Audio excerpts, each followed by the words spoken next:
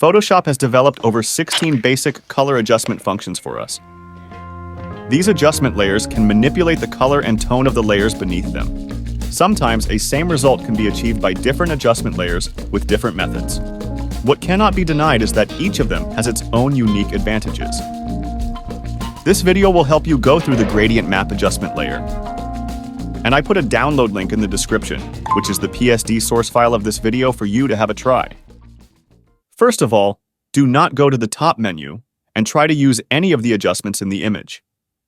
It makes you unable to revise any of the adjustments.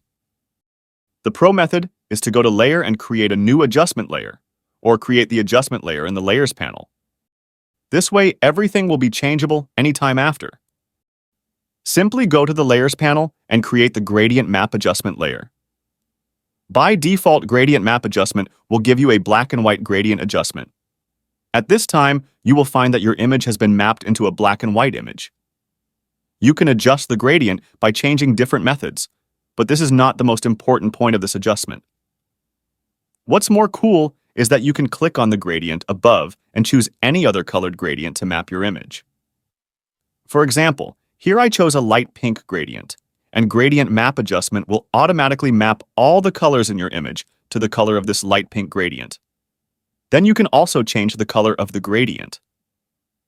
For example, I replaced the color of one end of the gradient with yellow and the other end with purple. At this time, Gradient Map Adjustment maps the tone of this image from a gradient which is yellow to purple. This series of videos will walk you through all the basic adjustment functions in Photoshop. Some are pretty easy, some are kind of more complex, so I've made an experimental PSD file for you. Links in the description, feel free to download and have a try. Don't forget to subscribe and check out this channel often. I'll keep uploading.